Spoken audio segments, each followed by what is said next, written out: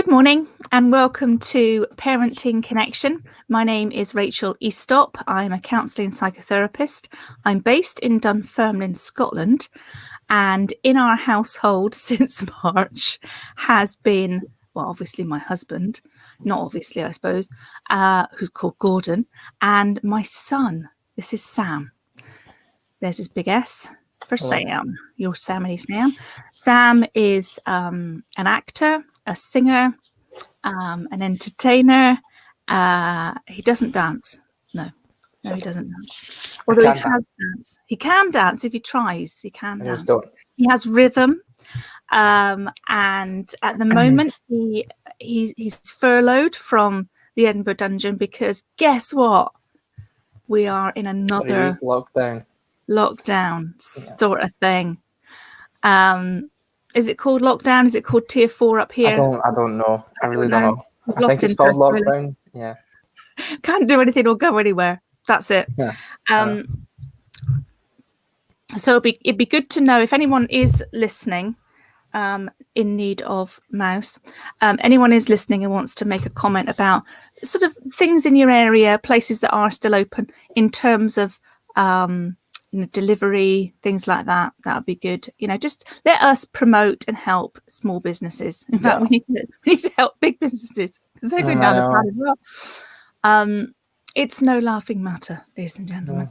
No, it's a very serious thing. Can I just point out behind me, those of you who are regulars to the show will know that I have a screen in the back. This is a new screen. This is one of my Christmas presents. There's something else that's new, slightly disturbing, but okay. It's fading now. And that's my hair colour. It's real, yes, but temporary. A pink ensemble. It does match very well with that background as well. Doesn't it? Just you almost blend in. I thought I better wear a white top because it could get messy, I thought. Yeah, anyway. So today we're going to be thinking about connection because our whole podcast is called ParentTeen Connection. Why is it called that? Because we thought that actually the parents and teens disconnect. Okay, once children become teenagers, there's a very big disconnect that can happen. The little boy or little girl that used to sit on your knee and long for your attention and long to be with you, suddenly wants to, and there's Becky in the background with the pussycat, suddenly wants to not be with you. You're embarrassing, you're annoying, and they just want to be on their own, which is actually quite normal. But it's a mourning time. It's a grief for parents who feel that they know nothing about their kids' lives. They don't know what's going on. And actually, adolescence can herald mental health issues for young people. And staying away and keeping away from parents might seem to be the best thing to do, but not always the wisest thing. But parents cannot be the best, sometimes aren't the best version of themselves during their child's adolescence. And there is much screaming and wailing that happens and trying to gain control again over their child who is slipping through their fingers. So that's a nice ABBA reference there, Steve. Steve. God, I keep calling you. Just call me Steve. I did. No, it was Steve like earlier you went dad. 30 years. You went dad court Sam like that. Dad court Sam. Yeah. I go through it's called menopause. When all of the men in like mum's family are like together, it's horrific. John, Steve, God, Sam, Marley, Milo.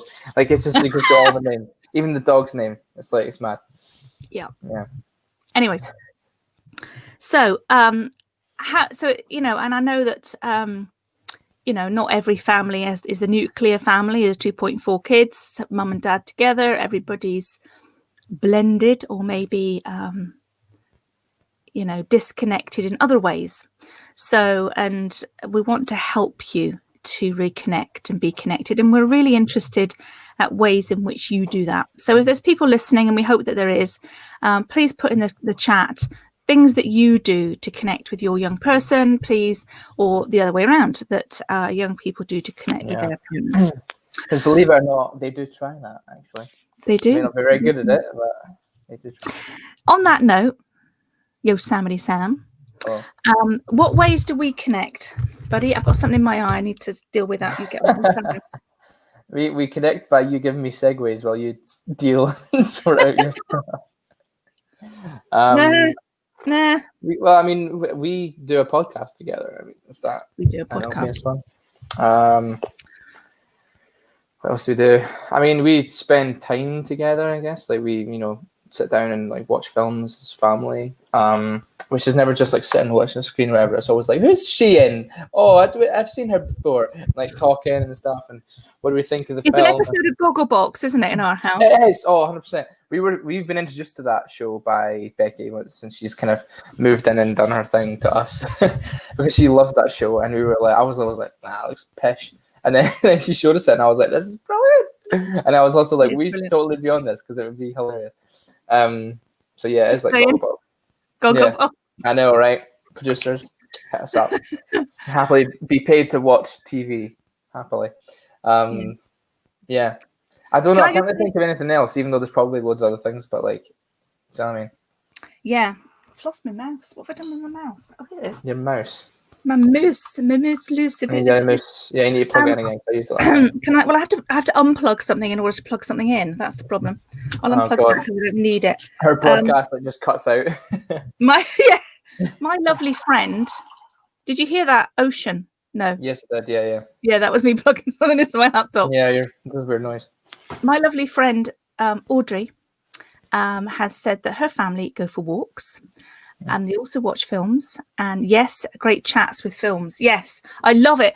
Actually, I don't like what actually irritates me more than anything is when it's like, what's he been in, right? And then it's like we disconnect from the film. Oh yeah, we have to pause. Concentrating on the film while we Google who the person is, their name.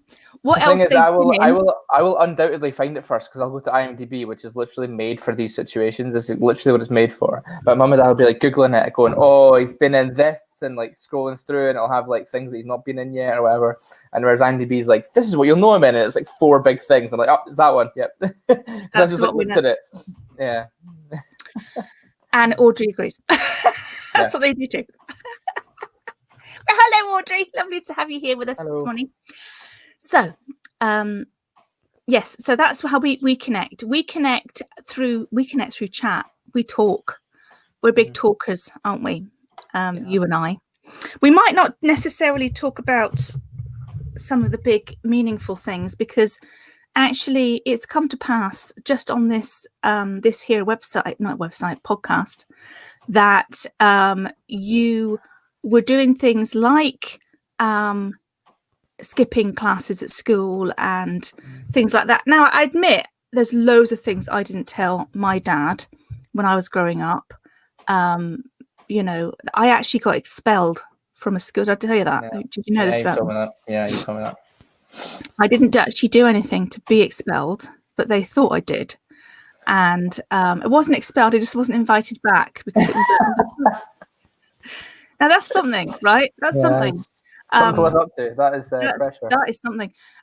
It was a public school. It was a private school in which you paid to go, and they didn't want our money. That's how much they thought that I did what I did, which was they thought I'd stolen a watch from somebody, but I hadn't stolen the watch from somebody, and there was no real case. They had anyway. No lawyers involved.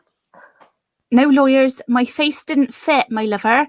Back then, I was quite posh in those days. This is why I can talk like this, because I was given elocution lessons at this terrible. Well, even by that point, really. Yeah. So they thought that this posh little thing had stolen a watch rather than like, all right, my love. I thought that would have been the prejudice at the time. Apparently not. Apparently it was the other way around. That's fantastic. Yes. So, okay. So how else do we connect? I just want to like circle back to something that you tried to bring up and make it look like I'm a bad person.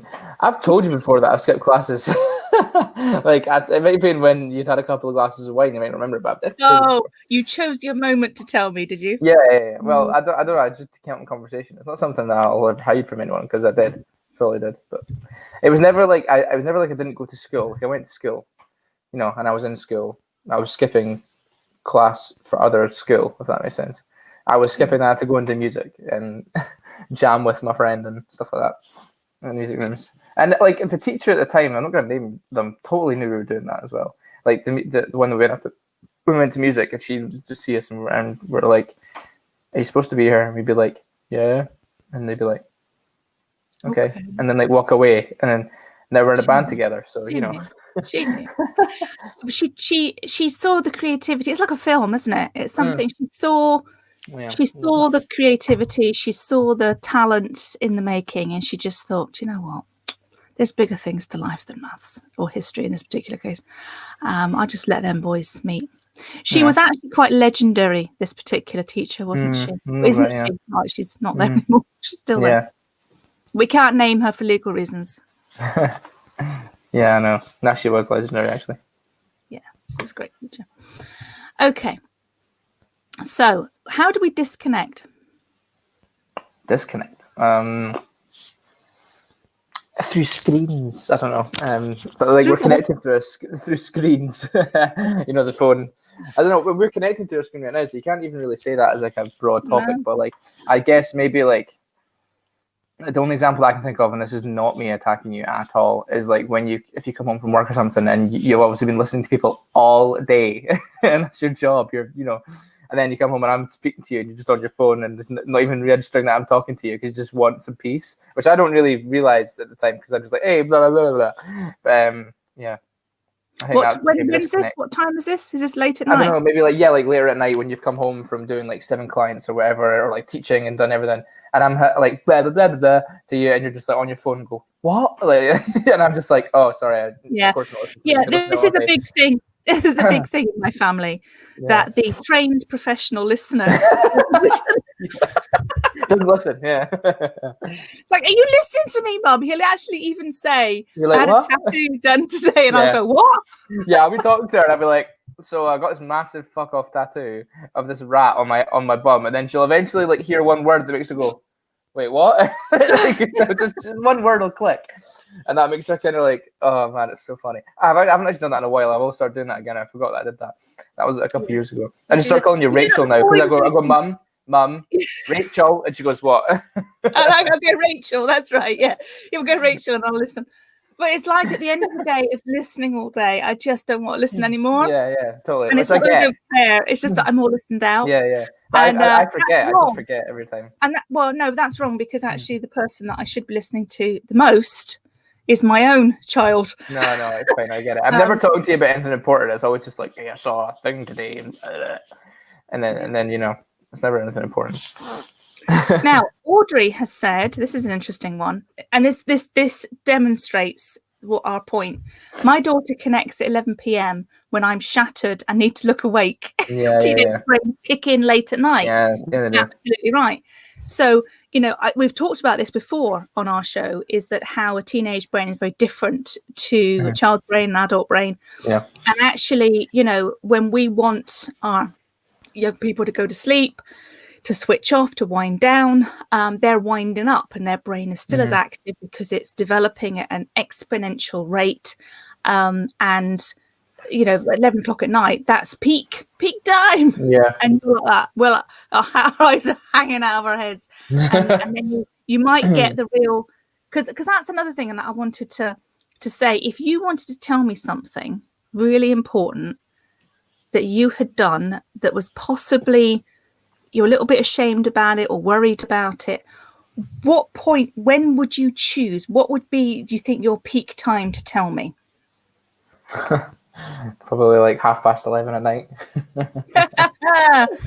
Watch out, Audrey. So yeah, do you think it is? Do you think it is? Why? Why do you think? Because we're more relaxed then? Immediately I was thinking of what time would you be tired? No, it's that time. So we could hear something but not react so much to it. Yeah. And we'll talk about it in the morning, in which case we'll have had a sleepless night. Thank you very much. Absolutely not. We'd have had time. We'd have had distance from the thing. We'd have had time to mull it over. They say don't react, sleep on it. They always say that, don't they? Don't make a decision, a rash decision. sleep on it. Audrey said, I hear you, Sam. She's with you. Yeah, totally. That's what I would say. So you would pick. So are you recommending that to the nation's young people? I'm recommending you don't do things you regret. But yeah, sure. Can I just say your Christmas lights are not on behind you? Yeah, I realised that halfway through, but I didn't want to get up and like leave and switch them on and stuff. But yeah, they're not. I don't even know what they're connected to. I think it's over here. Give me a sec. I'll be back 2 seconds. So while Sam's going off to turn on his Christmas lights, we've got Jamie McLean who's come in. I also know Jamie. Jamie is my nephew. So Lou and I are the same, he says. We always remember everything that happened during the day at like 11 o'clock, and we'll talk about it in the most detail possible.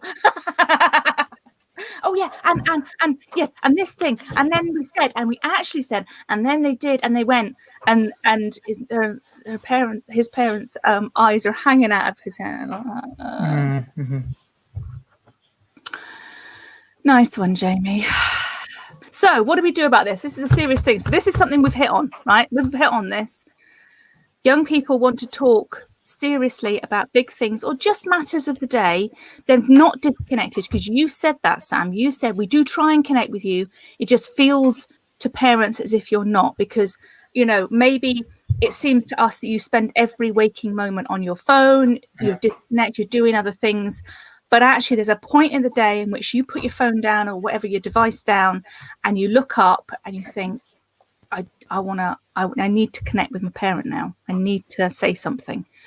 And you've maybe subconsciously picked on late at night because you're thinking, well, they're a bit tired, they're a little bit more chilled, they're relaxed from their day, they've come down from their day. And I think children do have that sense of, now's not the time.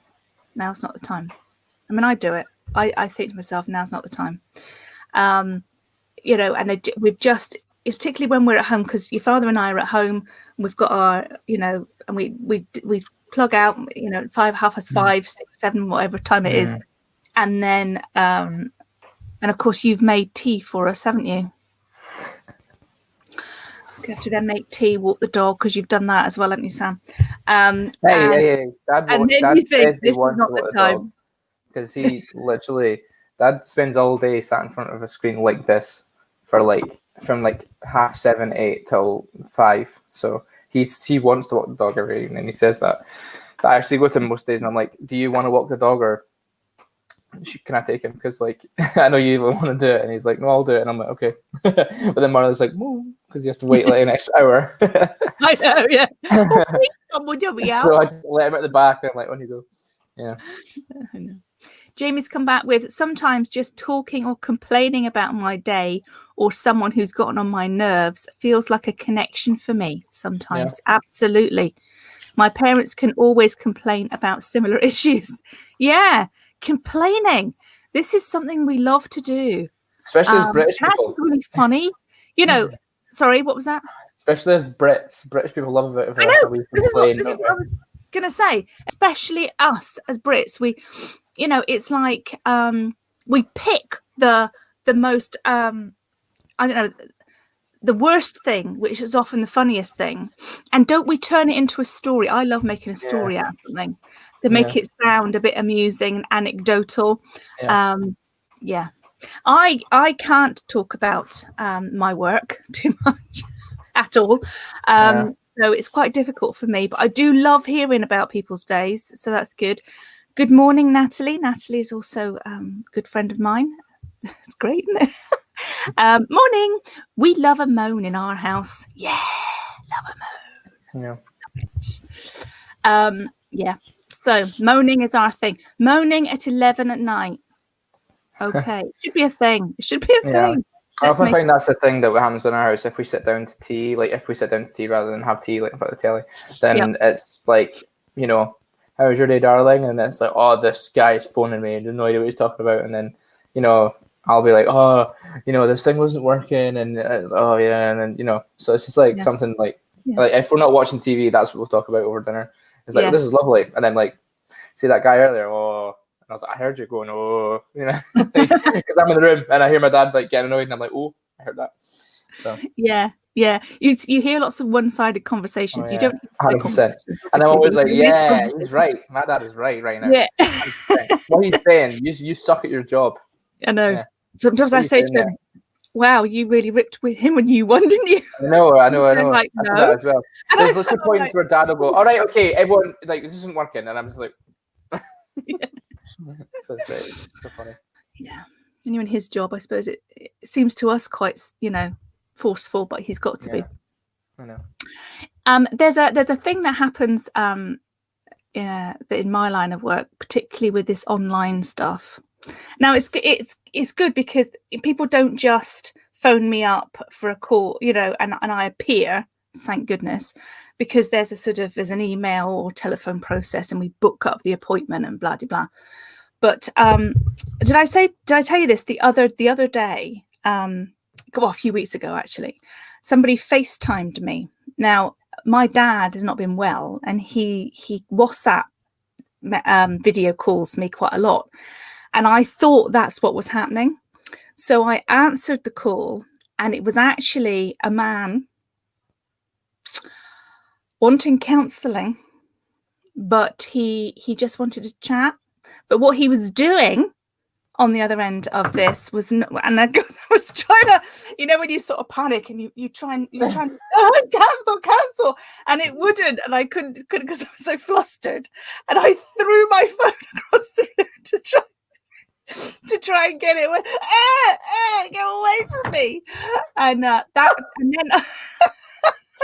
don't think you did cover that, no. And then you're like, you dirty little bastard. Yeah, and so that's an occupational hazard, a little bit of. Oh no, it's not. If you'd seen that, if you'd actually looked at it and gone, that's some rando, I'm not going to answer that. Whereas you were like, my father, and then. Well, I know. Normally, I wouldn't have. Normally, I would have got, who the hell's FaceTiming me? I don't know that. If you just read it properly. Yeah. Also, you were like, oh, you know how you always struggle to close a call. No, I don't know what that's like. Just click the button, locks the phone, anything. I don't know that works, but you were just like, whoa, whoa. They threw it up in the air. Yeah, I know. I can exactly imagine what you were like. And then, it appeared on, because I'm on Counselling Directory, which is a directory in which you can get counselling. So that if anyone doesn't know about it, that's there. And it was a thing that came out. The Counselling Directory apologised that this man's been doing the rounds. Was he actually? Bloody hell. Yeah. Oh yeah. And then another time, a guy telephoned, and he wanted, this is the fetish thing, and it's not. And there's a fine line sometimes between, sexual fetish that needs to be dealt with within a counselling scenario, within a specialist sex therapist, and a pervert who just wants. Who really should be going to see a prostitute, and there's a fine line, really. And he wanted was to be put in a nappy and held like a baby. That is for a prostitute. That's not for a counsellor. That's for a prostitute to be getting paid a large sum indeed. Oh, very large. So, but then you're that's 100 quid. That's 200 quid. Do you know what I mean? It's like, and there was a thing in an article in the BACP magazine in which oh, brilliant! There's a brilliant comment which I'll tell you about in a minute. You frozen. I was like. There's also this thing in the British Association of Counsellors and Psychotherapists journal, which was the commonalities between prostitution and counselling. Obviously, not in the most significant way. There's no sex involved, just in terms about the contract, the exchange of money, and the terms, and all that sort of thing.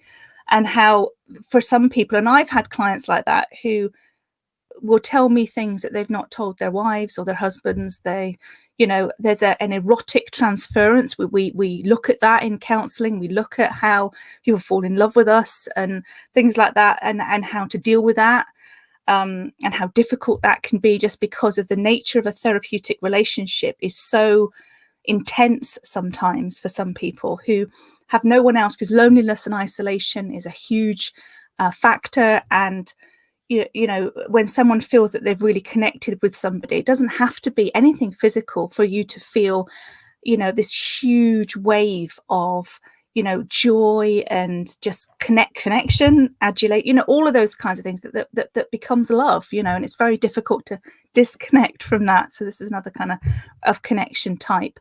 Let me just catch up with some of these comments because they're brilliant. So Natalie said, we're trying to introduce the dinner table chat, hoping to create conversation and connecting more. So hoping to create more conversation and connect more. Yes. So dinner table. And this is the thing that, you know, is so easy to eat in front of the telly or to, now, one thing that we've never encouraged you to do, although you do sometimes, and it's okay, is to eat in your room. Have your actual meal. I mean, you eat in your room all the time because you've eaten crap in your room, but you eat your actual dinner. We do try and do that together, and sometimes we do it while we're watching a program. Sometimes we do it while we're sat around the table. I have to say, since we've had our kitchen redone, it's made it a lot easier to sit down, because we used to have. Well, I'm sat in it right now, so this is where I would be You're sat. sat on the breakfast spot right now. Yeah. Exactly. And we use it as a multi-purpose thing. Good. So there's a brilliant comment from Mike Weaver. Mike is our local pastor. Hi, Mike. Good morning. He says, folks like this, and I assume you mean Facebook man, also does the rounds on prayer line calls. Oh, really? Wow. Yeah. They do the rounds in the Samaritans as well, I should imagine. Yeah. Yeah, I know. Mike says morning, Mike. Oh. So, okay, that took a nice little diversion, didn't it, Sam? Yeah, nice is not the word I would use. Unexpected. Spontaneous. Yeah. We started off by talking about how we connect. We're interested in how people connect, but in particular how young people and their parents connect or disconnect or don't connect or try to connect with each other. And through the comments and through what Sam and I have said, we've kind of nailed down that teenagers like to connect late at night. They sort of go for the sort of 11 o'clock at night type of thing when they suddenly perk up, want to talk about, chew the fat of the day with their parents who are sort of winding down and getting a little bit more docile. Perhaps there's a subconscious or even a conscious kind of thought process in that, you know, mum and dad or whoever are a little bit more subdued now, can hear some of the things I'm going to say, or it could be I just feel ready to talk now. But it's about there's talking and listening are two different activities, aren't they? Somebody who wants to talk might be trying to connect with somebody who doesn't want to listen. So, you know, you have to pick your moment. Can somebody listen to me? When can they hear me? And in my line of work, finding your voice is one of the most important things that we'll do with anyone of any age, is helping them to find their voice, that they can express how they feel, they can talk about their life, they can create a narrative for their story, their lives, the things that have happened to them, but also have the bravery to do that and give them a rehearsal space. You know, let's see what it feels like to say it. You know, practice saying that, see how it lands, see how it feels, have the emotional impact of that with somebody who's not going to overreact, somebody who's not got, you know, not a key stakeholder in all of this, somebody who's very neutral. So that's, you know, so finding your voice, creating a narrative, having, you know, heard it out loud, being able to say it. And I think this for me is some of the difficulty about, you know, child protection issues, because when a young person or a child says out loud for the first time with somebody that they have chosen, what's going on for them in the present or in the past, there seems to be very little space for them to have the impact of that, or because they're going to have to say that story over and over again for lots of different people in lots of different ways. And there's a trauma that's attached to that, particularly for that sort of thing. So that's an extreme. But if you think about, you know, anyone, and your child, your young person who's come along and decided to tell you something, and it might not be anything to do with child protection or anything, but it could be perceived or felt by them as traumatic. This is something that's really difficult, it's really hard, it's happened to me, and I need to say it out loud, to tell somebody. Then there's going to be an emotional backlash as well from that. And I think that's part of the kind of holding thing, and it's something that as a parent is so difficult to do, because I remember my grandmother saying to me, there was a lot of things that my grandmother was not brilliant at, but this was one of them. She said, look, never be afraid to tell me anything. She said, you can tell me anything. I might not react very well to it to begin with, but she said, I will do everything in my power to help you, get you out of it. And she would, because she was a tough cookie. She'd have got me out of prison. She'd have broken in and got me out if I was in prison. Do you know what I mean? She was that kind of person. But she said, do not be afraid to tell me, even if I shout at you and beat you within an inch of your life for what you've done. I will then, I don't implore that. You shouldn't be doing anything like that. My grandmother was a hard Irish woman. Not that all Irish people are hard, but she was a tough cookie, and she had a tough life, and she would have killed anybody that hurt me.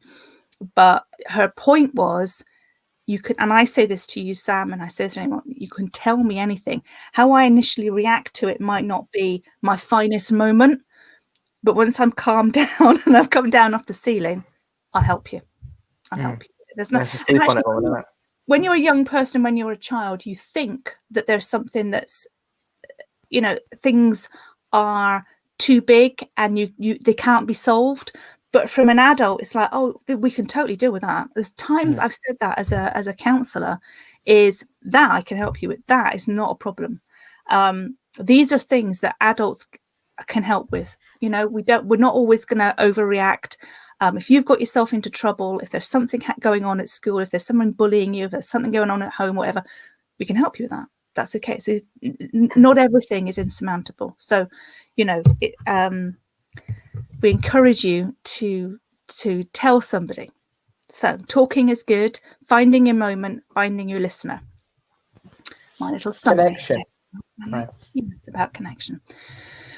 So, are we done with this subject? Oh, Audrey's made a comment. Let's just look. Yes, open communication is so important. Smiley face. Thank you, Audrey. Yep. Are we finished with this subject? Is there anything else you'd like to say about connection? I remember the way we disconnect. Oh, okay. Oh, okay, at 9:30 at night when we're watching a film and you've fallen asleep. And we're talking to you and we're like, Mom, yeah, and then we're looking over and we're like, oh, we've been speaking to you and you're watching a film and you're asleep. Oh. So that's why we said the late at night one, because if that's going to be what we're greeted with at 9:30, 10 at night, Yeah, I suppose there's an instant problem there when you go 11 o'clock at night, right, I'm going to tell Mum this now, and you look over and yeah. Mm-hmm. When do you feel most distant from me? When do you feel there's a distance, even if we're sat in the same room, and not when I'm asleep? But because that's another thing, is distance, emotional distance is different to physical distance. When do you feel emotionally distant? I don't know.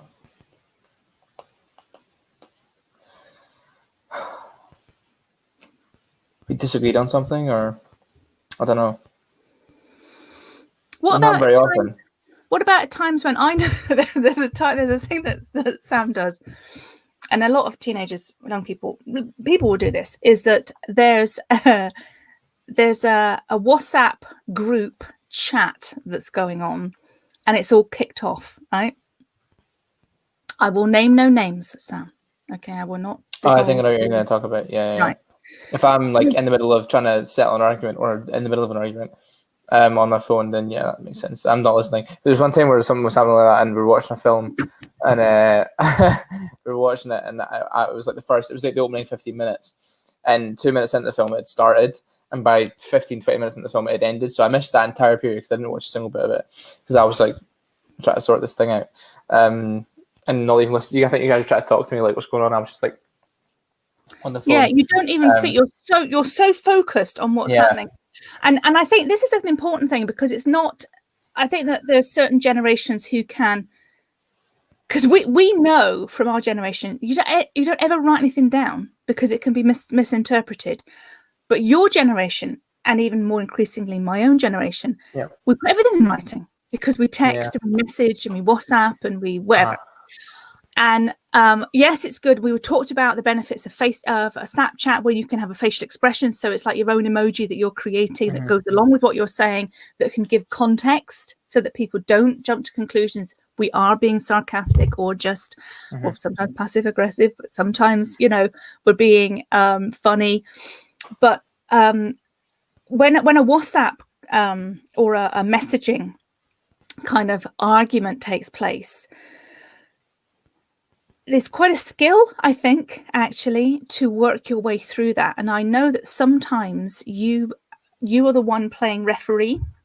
Yeah.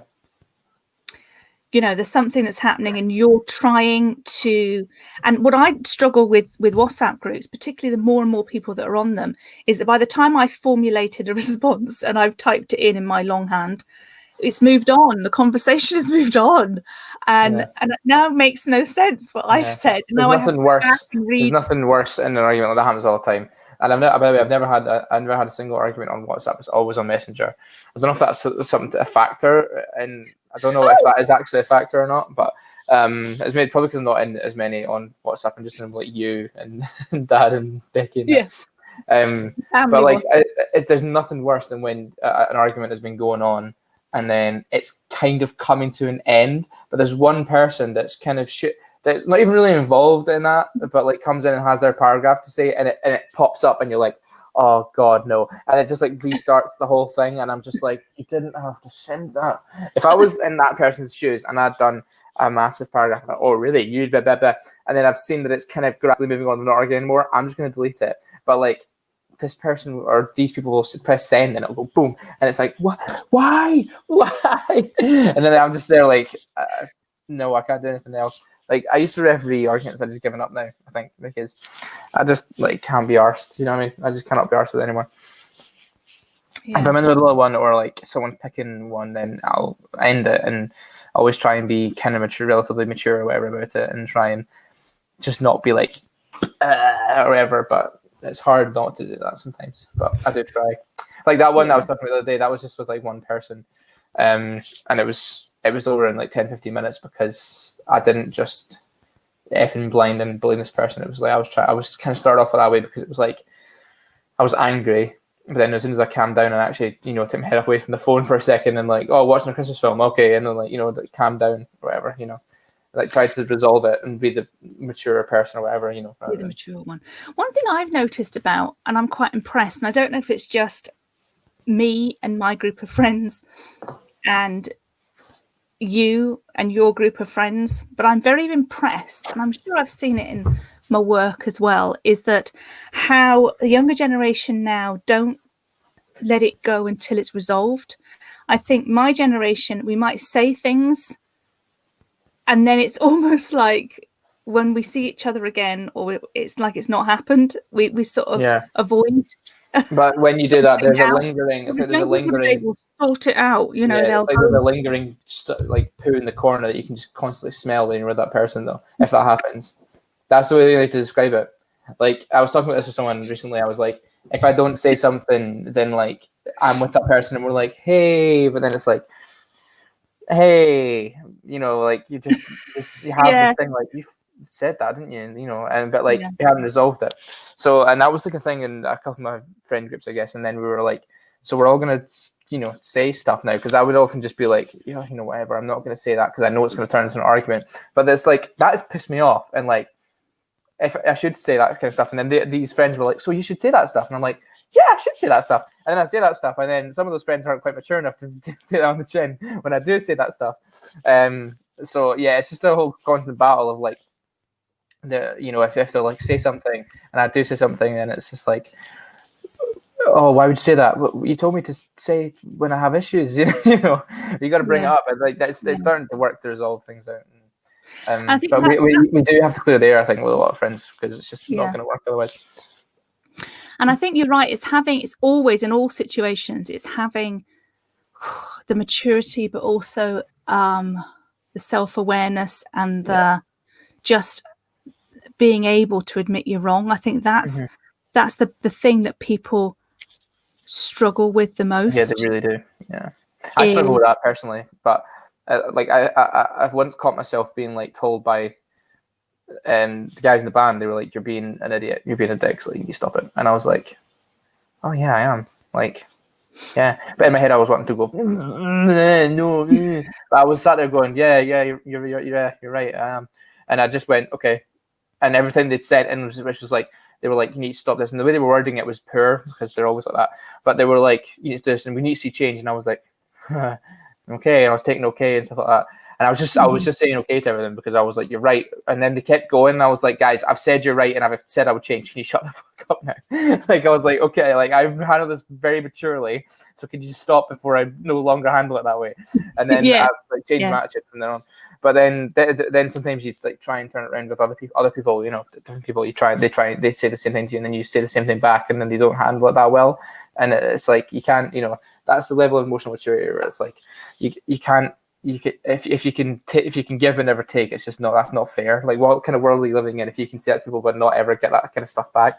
So yeah, but I think the guys in the band, we said that, we did try and be like, "Yeah, you're right. Okay, yeah, you know what I mean?" Because like it's a band at stake as well, and just mates. But well, you see, there's a bigger thing at stake, isn't there? I think that's I think that with families and with close friends, there's always a walking on a fine line of I can upset these people because they love me anyway. They'll always be there.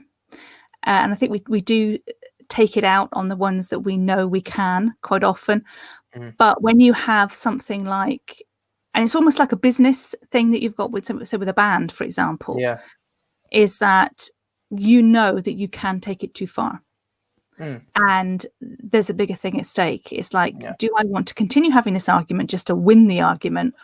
Or do I want to stay in this band and actually get on and be a success or whatever?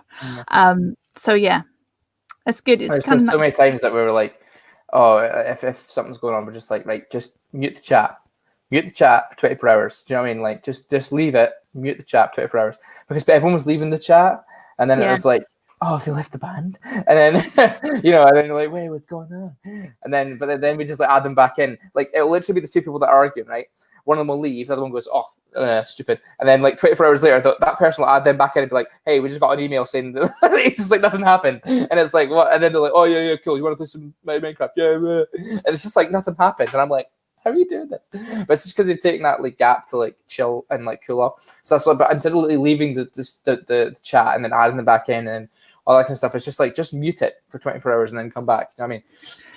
Because if one person's going off and just on a rampage and seeing red, then if you mute that, you're not getting those notifications anymore. So it doesn't affect you. Because also Messenger can feel like the worst place to do stuff like that, especially in group chats, because it just feels like a gang up or like an attack or something rather than a conversation. And especially if you're doing it, and I also noticed that people will do stuff over happily that will talk about issues in person with people, then we'll split off, and then we'll come together with that person, and no one will say anything because they feel really awkward, and then we'll go home, and then they'll say it on Messenger, and it's like 5 minutes later, and it's like, we were just together. If you have this issue, you could have said it in person, but they're either too like awkward or scared to do it, whereas with the screen in front of them, they feel like safe. And I noticed that, and I'm like, why are you doing that? Like, why is that a thing? It's because, you know, the comfort of Messenger, but I think it's probably the worst place to do it, because it can feel like you're attacking people. Yeah, it's a double-edged sword, isn't it? It's and it's actually not even a double-edged sword. It's one edge, and both of them's negative, aren't they? Yeah. Somebody's being a coward, and they are, you know, hiding behind the screen. They're not giving the other person the opportunity to speak back. And I think, you know, Audrey's made a comment that it can be empowering to admit when you're wrong. And you know, yes, I agree with that. But I also think if someone's going to be brave enough to say, do you know what, you're right. Actually, you're right. I was out of order, or I said something that was really out of line. You know, I was really offensive or whatever. I was just all red, and I went for it, and I'm really sorry. And I'm so, is that, you know, the empowering bit comes from the self-respect that you give yourself for going, actually, you know, you feel so much better about you. It's like, well, at least I have admitted that. But for the other person not to go, yeah, you are, and you always do that, and you're never that, and you're always that, is to go, thank you for apologizing, and actually I apologize for my part in it. Yeah, and I think 100%. that's the maturity step, is that you know, it's one thing to know, because we do think to ourselves when we're having arguments sometimes, I've gone overboard here. I've really lost it, and I need to wind it in a little bit, but I can't. I've lost it. I've lost my way. But I also know this person never apologizes, or never, and it's like, you know what, my apology would be wasted on them, and so there's this whole kind of thing that ensues. So, what was I going to say about that? Oh, I was just thinking about your muting yourself. Brilliant. I think this is because the thing is that, you know, when you're having an argument, a face-to-face argument with somebody, walking away, removing yourself from the situation is probably the most sensible thing you can do, without storming off and slamming doors and things, but just sort of, you know, I'm out of here. But you can't do that when you carry the argument around with you with the device that you need to do other things, right? So it's almost like, you know, looking at pages of a book, you're going to fold down that page, or you're going to put something, I can't think of an analogy that goes with it, but that one aspect of this machine you're going to mute so that you don't behave in a, you know, lose it, or so I really love that, and I think that that's a really good piece of advice to anybody of any age, is that if you are being drawn into this vortex of an argument between people in this device that you can't, because it just keeps pinging and or keeps, you know, drawing attention to, you can't help but read it and you're distracted, is that remove yourself from the situation by muting it or coming out of the chat, and even making an explanation, just saying, you know, I can't, or have an agreement between your friends, is that I'm just coming out of the chat. I'm not storming off. I'm not in a huff. I'm not. Well, even if it is storming off, it's way better than staying there and making it worse. Because like, if you're having a fight in real life between two mates, one mate would get in between and you go get lost, you know, walk away, and then you'd be like, oh, and you kick something on the way, and that's what the mute in the chat is. It's that, you know, it's that you walk over there and you walk over there and like leave this space, which is the chat, you know, and you're not allowed to be in here, you know, spraffing your crap. It's either go and take it and, you know, elsewhere and do it, you know, with just like straight messenger, which we don't recommend, or just cool off for a second, and it always helps, always helps. And then you're just like, they're just straight back into, oh, here's a meme, or, you know, when we rehearsing this week, you know, stuff like that. So it's never it never really lasts that long, especially whenever they've separated anyway, and, you know, taking a break, even if it is storming off, you know, because the storming off feels more like the left the group. You'll just see like blah blah blah has left the group, and you're like, oh, for God's sake, and it's like, you know, it's the whole thing again. But at the same time, it's like they're doing it to kill off, but it's also too drastic. You just mute the chat, and it's, you know, the same kind of alternative. Agreed. So the other thing that I was thinking about, you know, this is the in-between podcast. We've had one just before Christmas. Christmas has happened. New Year has not yet happened. And I struggle with New Year's resolutions, because I just think, what's the point of that? Because we make the same ones every year, or we forget them, or it's not really. And the things that we pick are, I'm going to lose weight, start drinking because I've drunk too much and eaten too much. No. And I know that a lot of people are going to go into 2021. I remember, like, I don't know, April, May time of this year, we all kind of, well, a lot of us, me included, looked to 2021 as being somehow we were going to turn a page on this whole thing, and January the 1st there was going to be no virus, and it was all going to be over by then. Even though people would say, talking about 18 months before we find a cure, it was going to be like, do you know what, this is just a 2020 thing. but it's not a 2020 thing, because we're going to go into 2021 in a lockdown. And so, yes, we have got a virus, and yes, things will start to improve. So I think that as part of our looking forward to 2021, I want to encourage people not to think, I want 2021 to be better, because something else might come along and you might set yourself up for disappointment. Yeah. I want to encourage people to say, I'm going to be different in 2021. And, you know, we're thinking about values and character and, you know, who I am. And we've had an awful lot of opportunities during this time to self-reflect. And if you haven't, please do, because, you know, the things that we've normally done, the strategies that we've possibly had in the past in which to be with other people, have not been there. And actually, it's a good opportunity for us to reflect on the kind of person that we are and the kind of person that we would like to be. Because actually, as we go into, if nothing else that we've learned about 2020 is that, you know, there are amazing people out there. You know, we look at human nature, and quite often we're faced with the horrors. You know, as human beings can be horrible people and do horrible things to each other. But actually, I've seen such tremendous spirit and heart and kindness and love. Also, you know, people have been put through the mill, and, you know, in terms of maybe having to work through this as a key worker, or being completely cut off from their family, or feeling very isolated and alone, or not have access to their children quite so much. So there's a huge amount of things that have really messed us up this year, as well as given us opportunities to, and some people have thoroughly enjoyed it, and it's been a gift of, you know, not having the commute to work, spending more time with family. So, you know, having that kind of, let's not think, oh, good, 2021's coming, it's going to be different, we're going to get out there and party, we're going to do this, I'm going to go back to the old ways. Like, hang on a minute. You know, what do I like about myself? What do I not like about myself? What do I want to change? Who do I want to be? Natalie's made a comment here. It says, have you heard of picking a word of the year? Sounds better than a resolution and is something you can reference throughout as a gentle reminder. A word of the year. Tell me more, Natalie, please. Imagine it was something like determination or something like that. Oh, I see what you mean. It sums up the year. A word that sums up your year. Yeah, something that will remind you to be like, I don't know, that word. That's what I'd imagine that to be, maybe.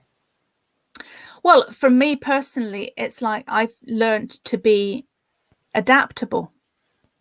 You know, I've learned to be flexible and adaptable. And yeah, I'll think about that. Good one, Natalie. I need to go, guys. Great podcast. Thank you. Wishing you kindness and love in 2021. Peace out. Thanks, Audrey. So Natalie's come back with, so mine's is between intentional and balance. Nice.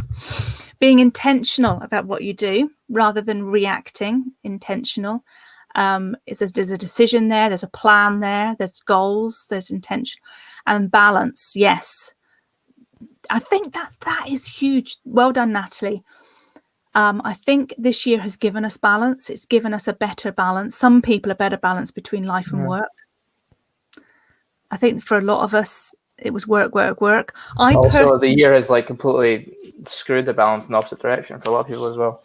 Absolutely. People that were used to going to uni and working every day are now stuck at home, not being able to do anything at all. This balance has completely shifted another way. So yeah, there is no balance. Finding balance in that place of no balance is probably an important thing to do. Wow. And especially in 2021, it's probably like a really good word to use, because we're going to be in a lockdown into 2021, and I don't imagine it's really going to go anywhere that fast. So balance is probably quite a good one.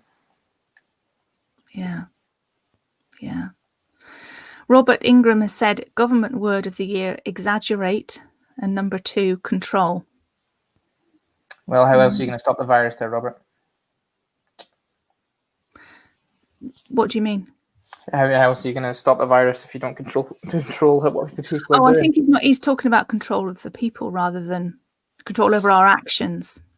So maybe Robert has felt that the government have exaggerated and tried to control what we do. However, Sam's point is there. Is that how else? What would you do? And I suppose that's the reason the virus is spreading so fast is people are resisting that control and going out not wearing masks, and breaking the rules. Unfortunately, there has to be rules in a situation like this. I don't understand why people don't get that. Stop. We're sick of the rules. We're sick of them. We want our lives back, but we submit to these rules, sometimes grudgingly, sometimes willingly, because we want the right outcome. We want a outcome, which is that we defeat this. We were almost free in June or July, and now we're back in lockdown again. Well, it might have always been the case in some ways, but gave control back to us, and then it went back again. So, I see what you mean. Yeah, the control was back with the people. Maybe the people need to control themselves a bit more, and then it wouldn't be so bad. I know. And not everybody, and it just goes to show how actually a few people often think, oh well, if I just do it, it won't make any difference. But how many people are thinking that?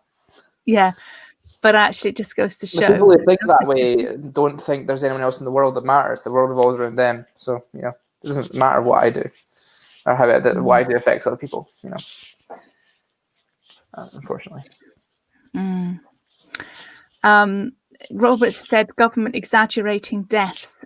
Check your annual death rates. We won't go down that road. I'm sure that they're lying to us about this whole thing. I'm sure it's all rubbish. Mike has come in. Mike Weaver is bringing some balance to our conversation. In life, humans are rule breakers, indeed. An inherent tendency of life, unfortunately. Yeah. And that's going to be our downfall, isn't it? A virus to come along and us to go, you can't tell me what to do. The government is lying, and then people die. It's just poetic and how ironic it is. Honestly. It reminds me actually. Thank you, Pastor, telling us this. It reminds me of the story of Adam and Eve, actually. Yeah, literally. Because they were the first rule breakers, weren't they? And I don't know if anyone knows the story of Adam and Eve. It's kind of like the first story in the Bible that talks about Adam, the first man, Eve, the first woman. Women, the first Eve. And they had a perfect life. Everything was going great. And God gave them some rules. And he said, don't eat those apples over there. Just those ones, none of the other ones, because there'll be consequences. And Eve was tempted to do so by a serpent, and she did. And then she shared the apple with her husband, Adam, who went, oh, great. And then the consequences happened, and God came around and said, okay, so he went to Adam first, said, Adam, what happened? And Adam went, it's nothing to do with me. I don't know nothing. It was her. She gave me the apple. That woman, suddenly this beautiful wife that he had was that woman over there that you made. She tempted me with the apple. So he went to Eve and said, Eve, what happened? And she said, it was that serpent, that thing over there. He tempted me. It was his fault. And so all the way along, they blamed somebody else, passed the buck. But if Adam had said right at the start, do you know what? Hold my hands up. I did it. I ate from the apple and you told me from the tree you told me not to. And, I had free reign of everything else. But I did that one thing because I didn't think it was going to be that serious, and I'm sorry. So going back to what we were saying about owning up to things, and when you're having arguments with people, so maybe that's the message of today, is that we are accountable for ourselves, we're accountable for each other, and actually every action that we take has a ripple effect, and sometimes we just need to maybe self-reflect, look at ourselves and say, it's easy to blame governments, it's easy to blame friends, it's easy to blame family for things, but what am I doing? How can I be different? How can I live my life? How can I go into 2021 with a little bit of a change on things? Oh, Robert, I think we need to come back to these guys. He's got a message, and we respect you, Robert. I don't think we need to read him a Robert's message. You have the power to pick and choose. You have the power to pick and choose which message read it out, and I don't think you need to read out Robert's message very much. We've only got 30 seconds. We've only got 30 seconds. We've got 20 seconds left. We need to say goodbye. Shut your face. We need to say goodbye. I have not broken any rules. Living with 10 a seconds. 75-year-old who with underlying conditions. Bless you and learn to discern. So he's been a blessing on it. That's we've got 5 seconds left. All right. Anyway, happy 2021. Bless you all. God bless you all. And we'll see you next Monday for more of the same.